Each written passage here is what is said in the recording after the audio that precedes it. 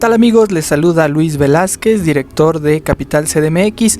Estamos en un nuevo episodio de Perspectivas CDMX, su segundo episodio, en el cual tenemos a bien entrar en la coyuntura que se vivió esta semana y que se debe a un decreto que publica el gobierno de Andrés Manuel López Obrador, con el cual se interpreta que habrá una militarización del país. Digo se interpreta porque hay diferentes visiones al respecto y se habla de que solo se trata de la regulación o reglamentación del quinto transitorio de la reforma constitucional que se hizo el año pasado en torno a la Guardia Nacional. Sin embargo, tiene varias implicaciones, hay varios puntos a analizar. Ya hay expertos en derecho que advierten que hay vicios de inconstitucionalidad en este decreto, pero también quienes conocemos el actuar del presidente Andrés Manuel López Obrador por la experiencia de haberlo vivido como jefe de gobierno, sabemos que más allá de las leyes le gusta gobernar por decreto y parece que esta es una muestra. En la Ciudad de México, la Guardia Nacional o el despliegue de los militares ya se ha dado desde el año pasado en varias zonas limítrofes de la capital del país, particularmente también en Iztapalapa, que es la alcaldía o la demarcación de mayor población y que enfrenta graves problemas de inseguridad. Y también la capital del país vive un problema en materia de crimen organizado sin precedentes, a raíz de grupos como la Unión de Tepito, que se dedican no solo a la venta y trasiego de drogas, sino también a otros ilícitos como la extorsión, y se ha venido combatiendo ya desde las administraciones anteriores. Prácticamente desde 2015 inicia este fenómeno y desde el 2017 se recrudece, y eso ha hecho cada vez más necesaria o que la gente incluso pida la intervención de las Fuerzas Armadas. Pero en la capital del país, donde gobierna históricamente a la izquierda, siempre ha habido un discurso en contra de militarizar a la ciudad y de que los militares sustituyan a la policía en actividades de seguridad ciudadana. Incluso hay que recordar que la jefa de gobierno Claudia Sheinbaum fue su primer acto de poder, en su primer discurso en el Congreso de la Ciudad de México. Su primer anuncio y gran anuncio fue eliminar el cuerpo de granaderos por considerarlos represores. Y ahora salta a la luz que coincida con que haya un despliegue militar en el país a partir del 11 de mayo y hasta el 12 de marzo de 2024. Vamos a escuchar la defensa que hizo la jefa de gobierno sobre este decreto del presidente de la República en torno al uso militar en las calles del país. No se está militarizando, ya vamos a esperar a que el presidente dé toda la información respecto a esto. Y en el caso de la Ciudad de México, repito, nuestra estrategia como ciudad, el apoyo tanto de la Guardia Nacional que está establecida en la Constitución, como la posibilidad de la Sedena y la Semar en ciertos momentos, pues es adicional a este fundamental fortalecimiento de la policía de la ciudad. Escuchamos a Claudia Sheinbaum, quien recordábamos pues desapareció el cuerpo de granaderos y ahora parece que no tiene empacho en que militares puedan estar haciendo labores de seguridad pública en la capital del país. Pero antes de seguir en este tema, les quiero recordar lo que dice este decreto. Dice: el presidente de la República podrá disponer de la Fuerza Armada permanente en tareas de seguridad pública de manera extraordinaria, regulada, fiscalizada, subordinada y complementaria. Y esto implica una coordinación con la Secretaría de Seguridad Ciudadana Federal. Aquí la pregunta es: ¿qué va a pasar con la Ciudad de México, donde es la única entidad del país donde existe un mando único? Un mando único que tiene aproximadamente 80,000 elementos. Se supone es la mejor policía del país, no por sus resultados, sino por la forma en la que se ha ido integrando.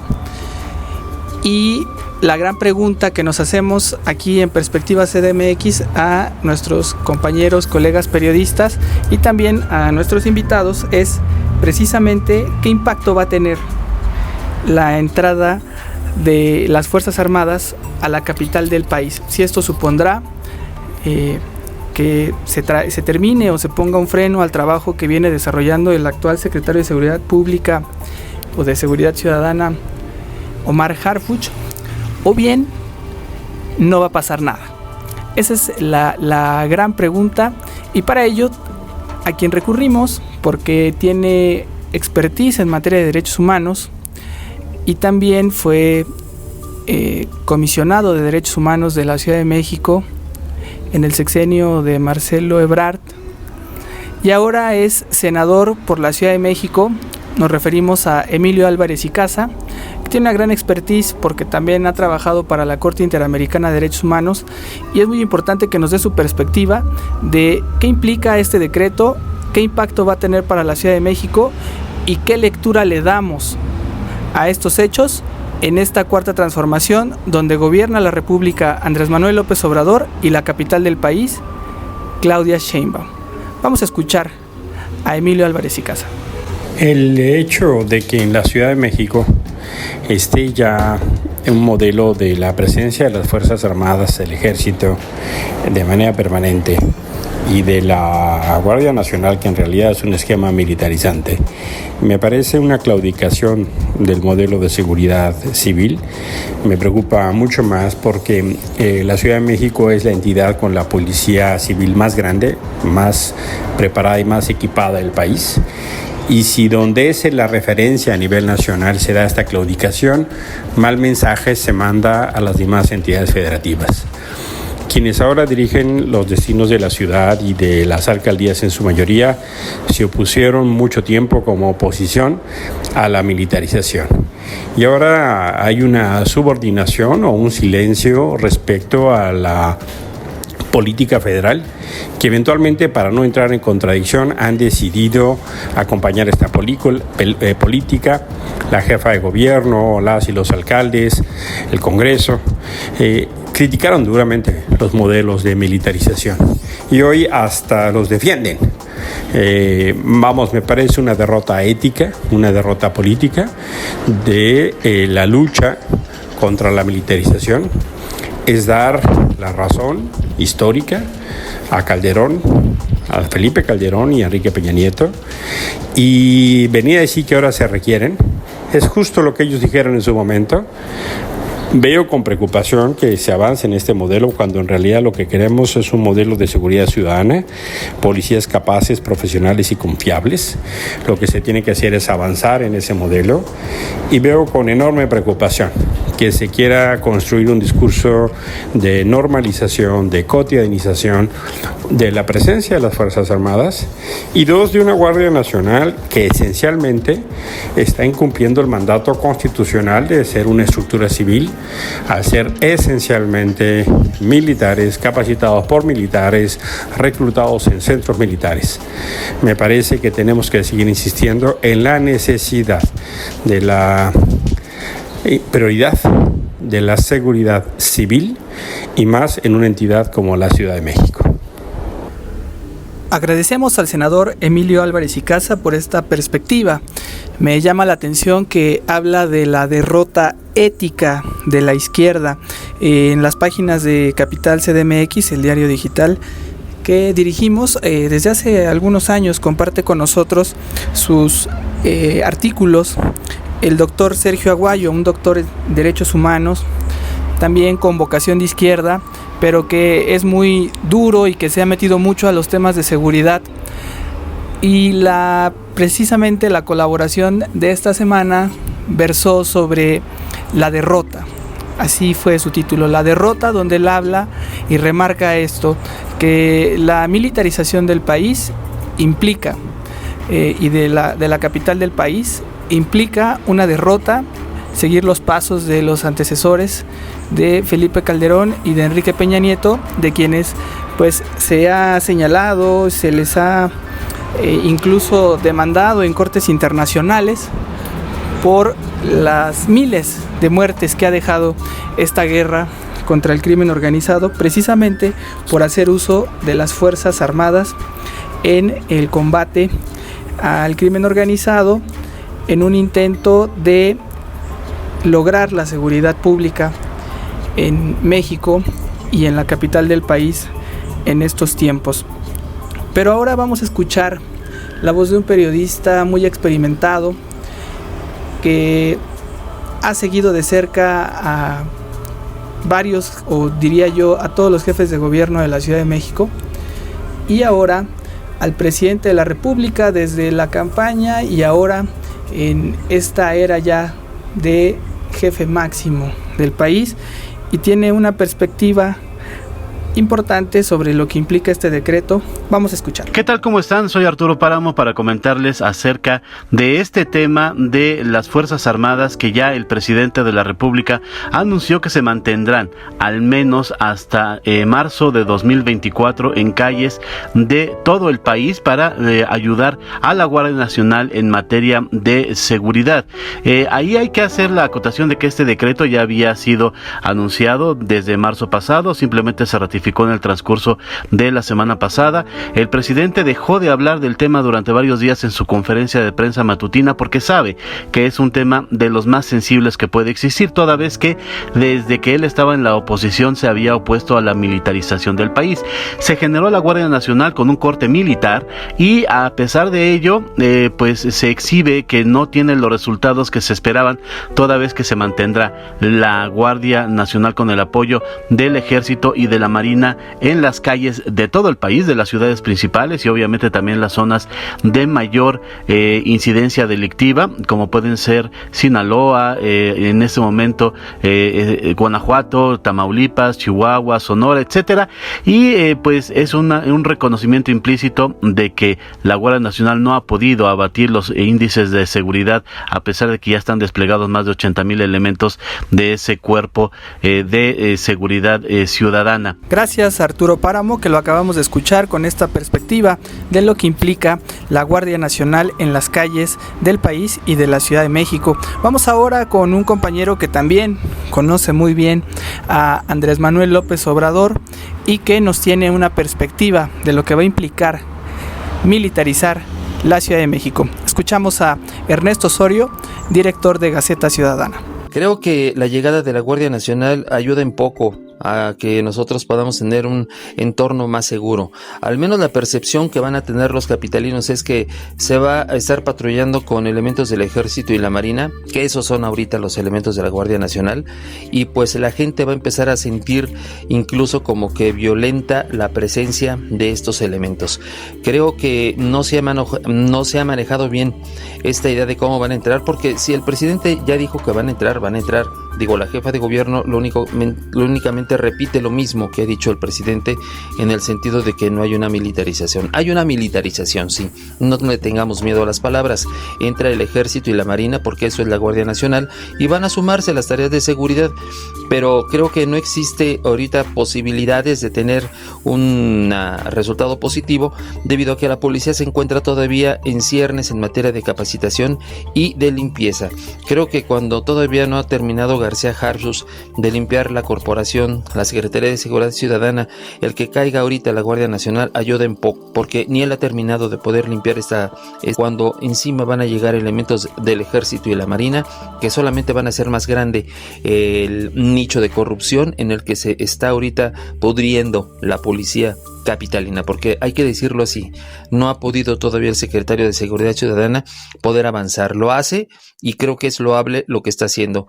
Es uno de los pocos funcionarios que yo veo que está funcionando de la administración de la doctora Claudia Sheinbaum, pero lamentablemente lo veo solo. No hay un acompañamiento ni del secretario de Seguridad Ciudadana a nivel federal, ni tampoco del presidente de la República, un respaldo a ese trabajo que está haciendo García Harfuch. Simplemente le van a meter más elementos cuando lo que apenas él estaba tratando de hacer es de poner en orden la casa. Bueno, pues vienen más elementos a tratar de poner orden, y esto, la delincuencia organizada simplemente pues está frotando las manos, porque sabe que va a ser fácil que los elementos se integren o se sumen a ellos para rechazar a las Fuerzas Armadas. Esperemos que no haya haya cuestiones que lamentar, pero creo que es un error que entre en este momento la Guardia Nacional aquí a la Ciudad de México.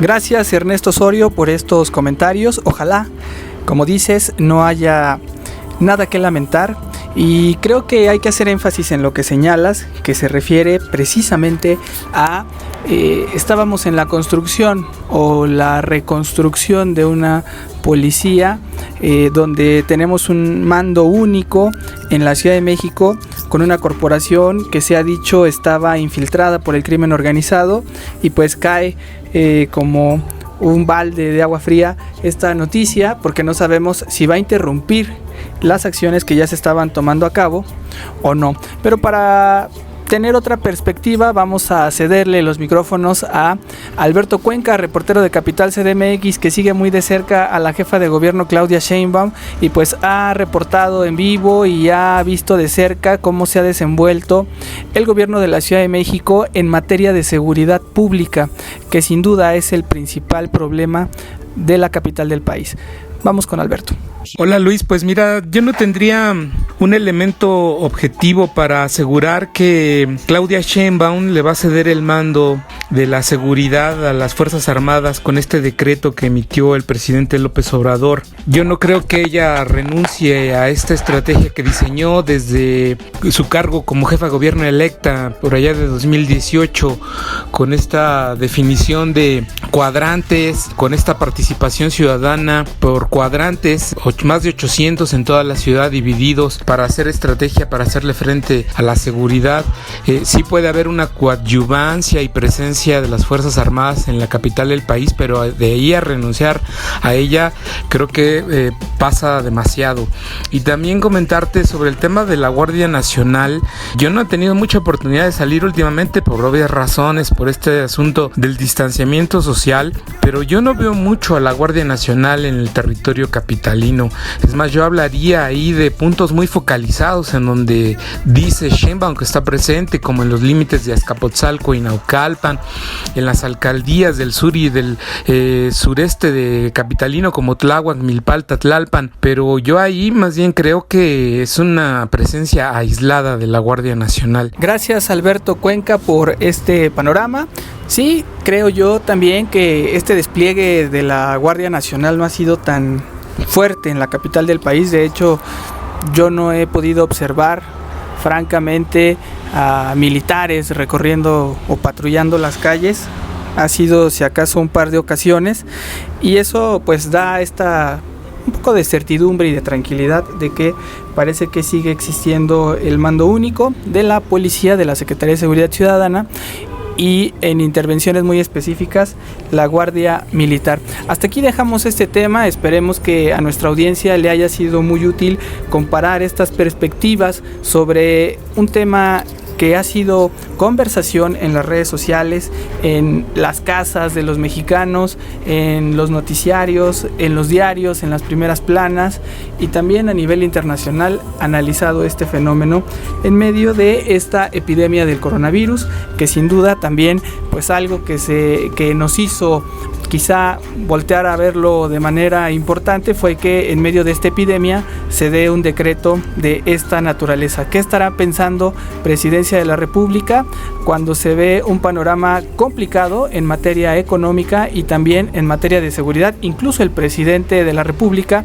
Andrés Manuel López Obrador, contrastaba cifras la semana pasada diciendo: miren, hay más muertos por la violencia que por el virus, el coronavirus. Entonces ahí dejamos estas perspectivas y vamos a meternos ya a lo que serán las perspectivas de la semana. Vámonos con Ernesto Osorio, que nos dice qué ve él que se avecina esta semana en medio de la epidemia y donde ya regresamos en algunos estados del país a la nueva normalidad.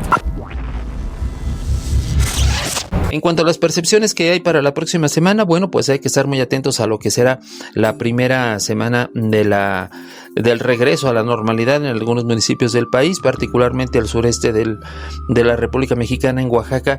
Vamos a ver cómo empiezan a levantarse esas restricciones que hemos tenido por la pandemia del coronavirus, y hay que estar muy atentos, hay que aprender de lo que ellos están haciendo para no cometer el mismo error cuando a nosotros nos toque. A nosotros estamos todavía muy lejos de eso. Yo creo que todavía faltarían unas 3 semanas para que podamos empezar a pensar en regresar a la normalidad, así que yo creo que hay que estar muy atentos a cómo va a ser el regreso a la normalidad en estos municipios. Ya lo dijo Ernesto Osorio y coincido con él, hay que poner la mira en este regreso a la llamada nueva normalidad. Esperemos que tampoco vaya a ser la nueva mortalidad, como fue el lapsus del secretario de Salud, Jorge Alcocer. Y ahora vamos a escuchar a Alberto Cuenca.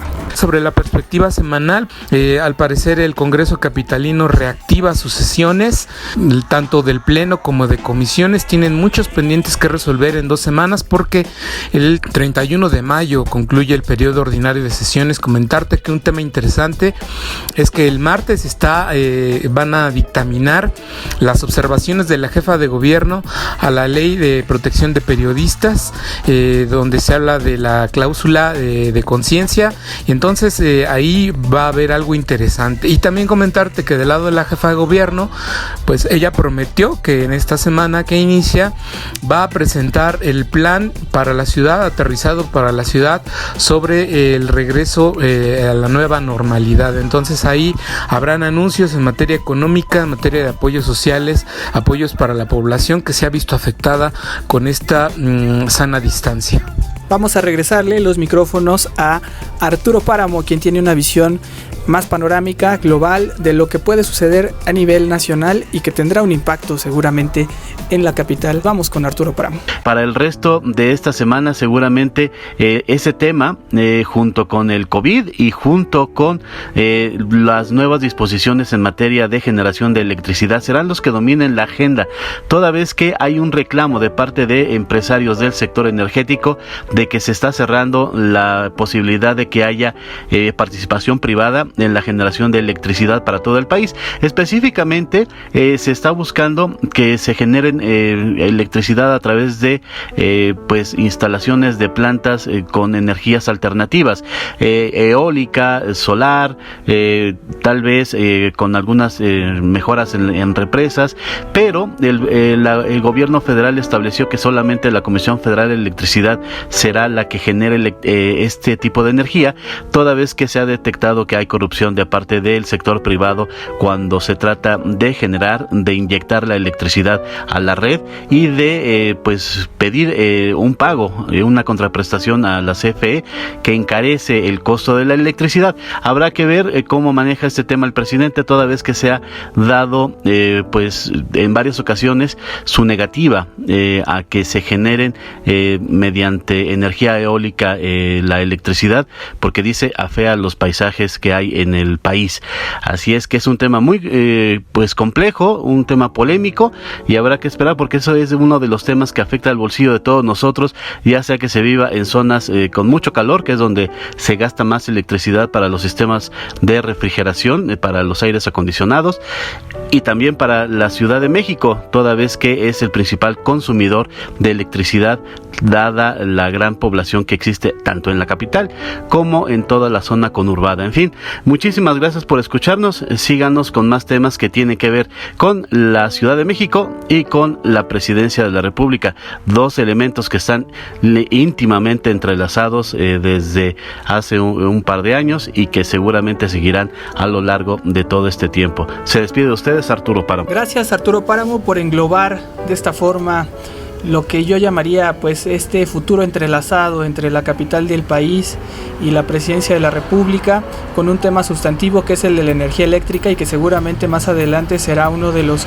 puntos que tendremos que poner en el análisis y sobre la mesa para ver si nos depara algo mejor con estas decisiones o también tendremos algunas medidas catastróficas.